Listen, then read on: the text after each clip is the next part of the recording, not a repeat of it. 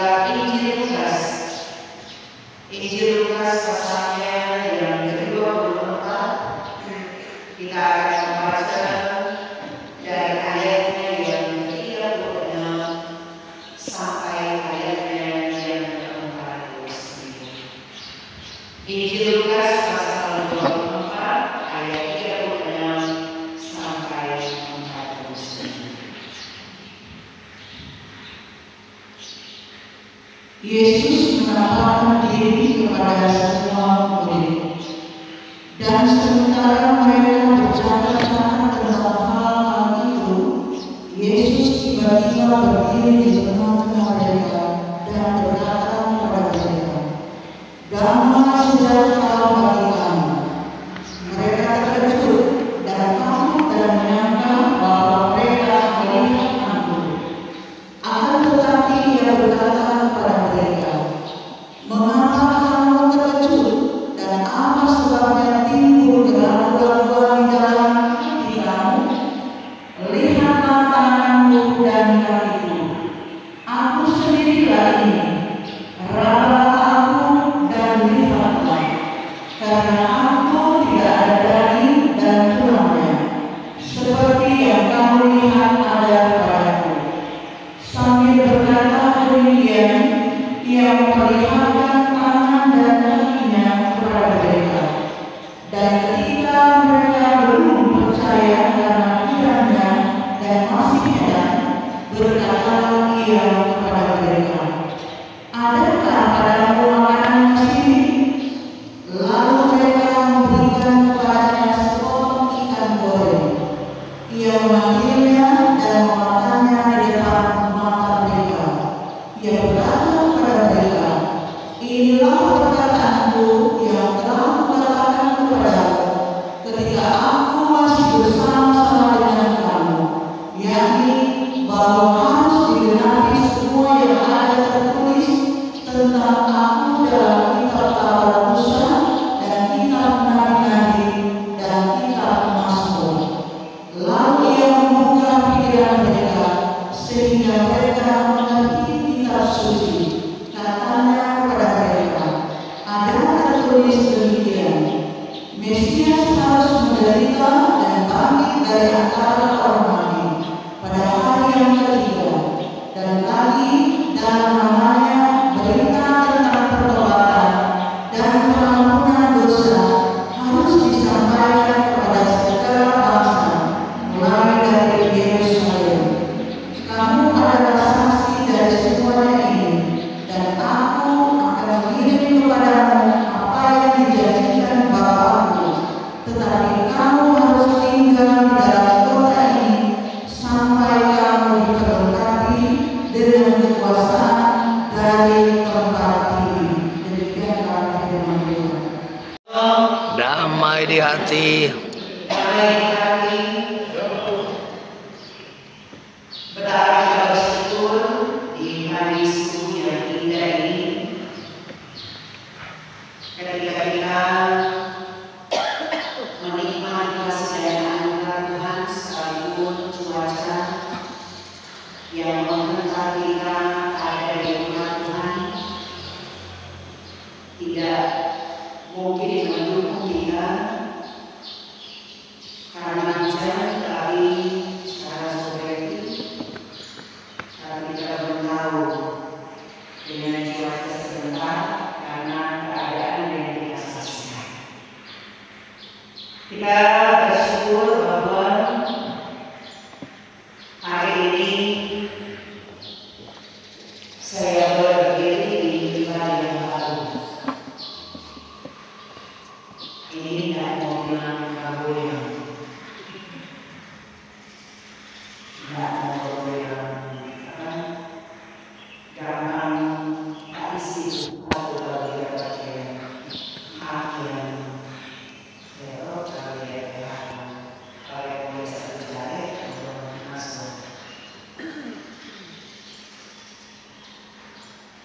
Kita bersyukur karena ini boleh selesai dalam waktu yang singkat. Sekalipun memang masih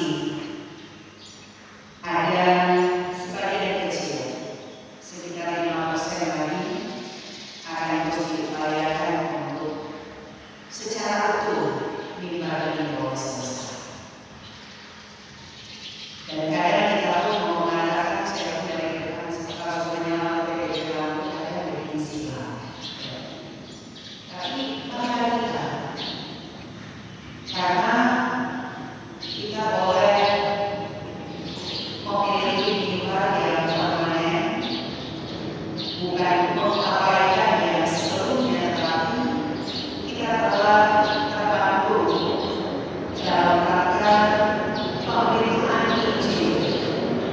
Sebab yang namanya ibadah adalah pemberitaan tentang kebenaran, tentang Injil Yesus Kristus, supaya akan ada semangat, akan ada penguatan dan pengharapan yang akan dimiliki oleh siapapun kita yang mau ada dalam persatuan. Sehingga paling tidak dengan mimbar ini sesuatu kebenaran akan selalu tersingkap dinyatakan untuk bisa menggugah kita, supaya kita boleh hidup sebagaimana kebangkitan Yesus yang masih dan akan terus kita nikmati dan alami dalam perjalanan kehidupan kita. Karena baru minggu kemarin kita ada dalam peristiwa Paskah. Boleh bilang peristiwa Paskah yang besar, karena diperingati oleh semua orang yang percaya kepada Yesus. Hari ini merupakan Paskah kecil, Paskah yang juga setelah kita menikmati karya agung daripada Tuhan. Dia mengalahkan maut dan memberi kita semua kemenangan. Karena ternyata Dia mampu menunjukkan bahwa benar Dia ada dalam hidup dunia. Sekalipun saudara-saudaraku, dalam berbagai kehidupan yang kita jalani pasti kita akan mengatakan bahwa kita masih dikeruhi dengan warna-warni kehidupan. Ada yang menyenangkan, tetapi juga ada yang tidak menyenangkan. Ada yang kadang-kala membuat kita kabur untuk menyaksikan tentang kehebasan kasih Tuhan. Mengapa kadang kita kabur menyaksikan kehebasan kasih Tuhan? Bukan karena kalau orang pakai kacamata, ya, coba kalau pakai, so harus menggunakan kacamata dan keadaannya orang tidak bisa memakainya. Ibarat kalau orang buta atau memakai kacamata, kenyataan harus ditutupi oleh semacam berbilang kalau orang dari asing, pokok asing udah pakai kacamata, kalau orang lain ombo. Apa yang nampak kalau pandangan kita terhalang dengan hal seperti yang pasti seakan kita menyaksikan gelap, terhalang, dan kita tidak mampu menyaksikan betul apa yang ada di hadapan kita. Demikian pun ketika kita ada dalam hidup sebagai orang yang beriman, sebagaimana yang disaksikan oleh Dr. Lukas, Tabib Lukas, lewat perikop bacaan kita, saat mana ada percakapan yang sedang terjadi, tiba-tiba mereka menyaksikan ada sosok, yaitu Yesus Kristus, berdiri di tengah-tengah mereka. Dan saat mana Dia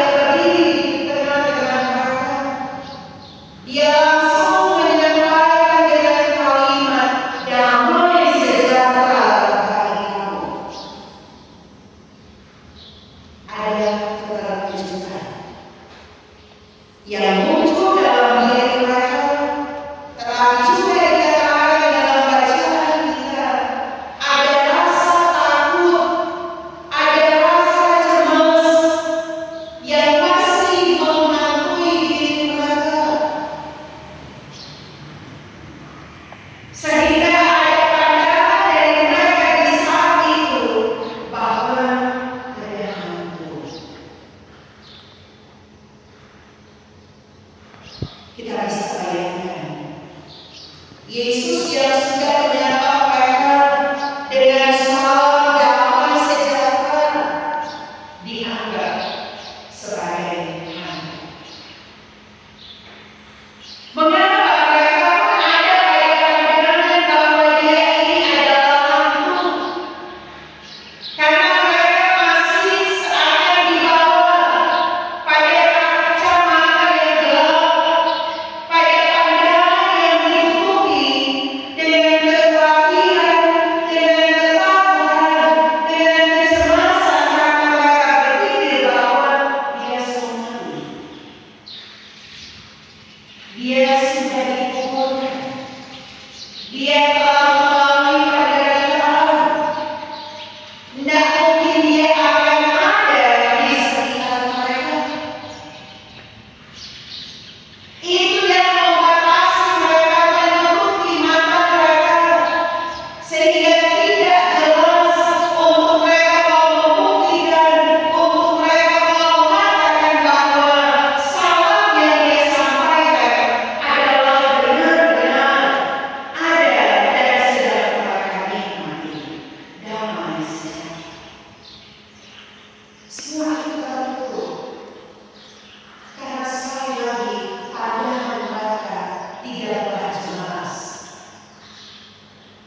Bayang-bayang karena kesengsaraan, bayang-bayang kematian, bayang-bayang ketakutan masih meliputi kehidupan dan hati mereka yang ada di dalam sana.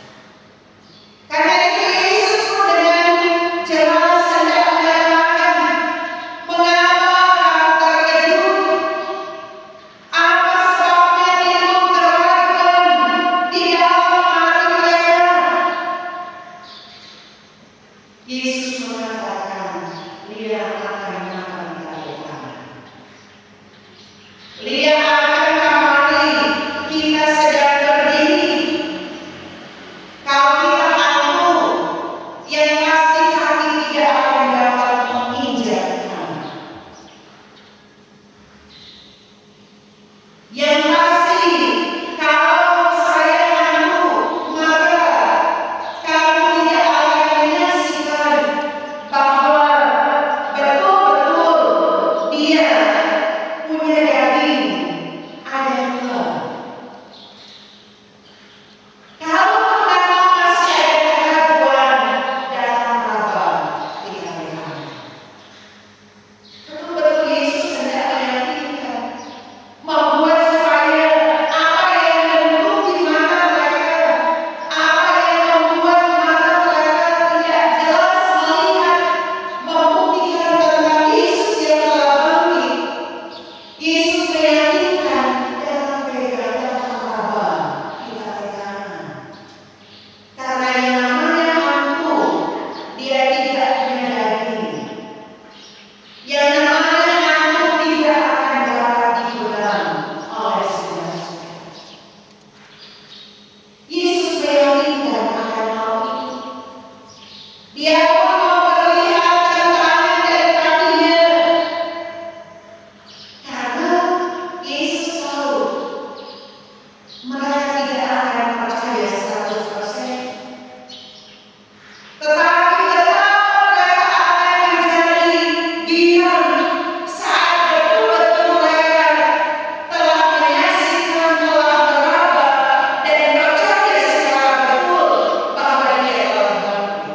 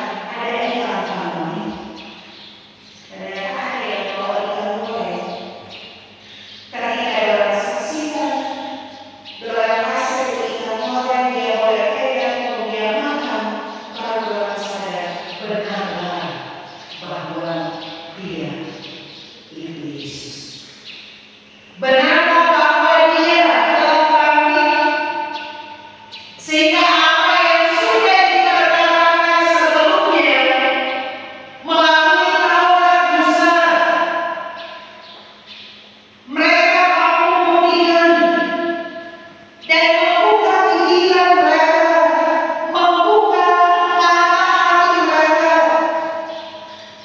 bahwa apa yang disaksikan oleh firman Tuhan, oleh kitab suci, ternyata benar, bukan kabar yang dikatakan hoax.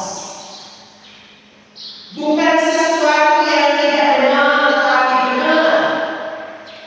Karena mereka bisa buktikan dan mereka bisa saksikan bahwa apa yang pernah tertulis dalam kitab suci tentang Sang Mesias yang menderita, dia akan bangkit dari antara orang mati pada hari yang terakhir.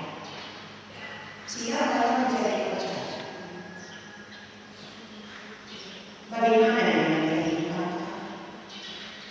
Apakah kita pun masih sama seperti mereka di zaman Dr. Lukas?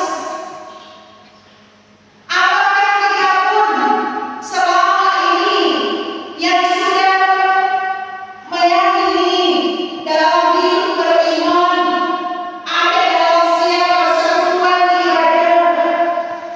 Apakah kita pun sudah percaya, sudah yakin tentang Dia yang telah bangkit dari antara orang mati, mampu memberikan keselamatan?